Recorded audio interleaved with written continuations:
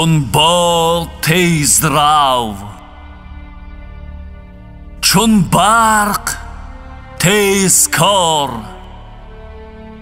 چون سنگ پای بند، چون کوه پایدار.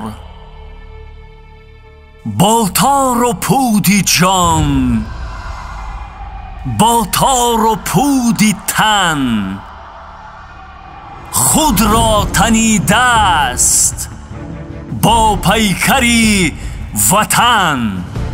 با پیکری وطن از تنگی و خان تا بیشهی پلنگ، از ریگر و حصار تا مرزی اسفرنگ.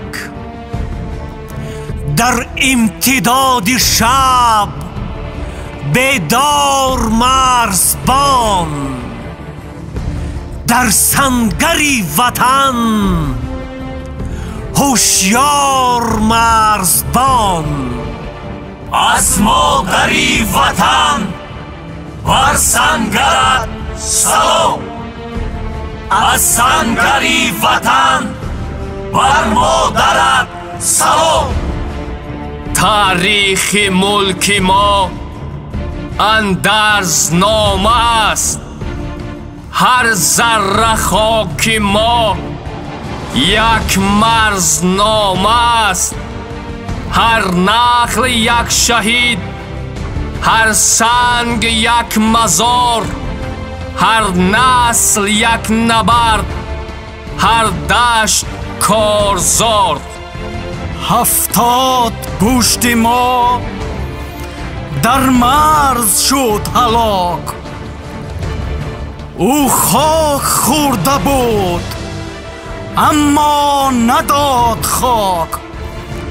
هرگز به زندگی سنگر نباختیم، تا سر نباختیم کشور نباختیم. از کشوری عظیم بر سنگرت سلام، از سنگری عظیم بر کشورت سلام. طفلان این وطن چون اولین سخن با شیر خورده اند این حکمتی کهن. چون من کلان شوم من قهرمان شوم، تا بر دیار خود من پاسبان شوم. یک ملک نازنین اندر پناه تو، یک ملت عظیم عضوی سپاه تو.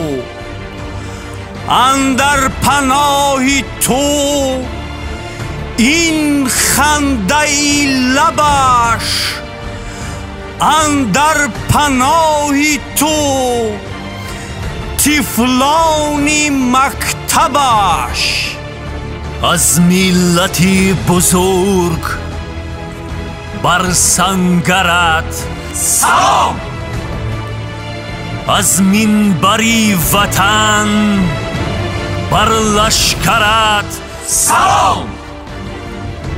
از مادری وطن بر سنگرت سلام، از سنگری وطن بر مادرت سلام. از مادری وطن بر سنگرت سلام، از سنگری وطن بر مادرت سلام.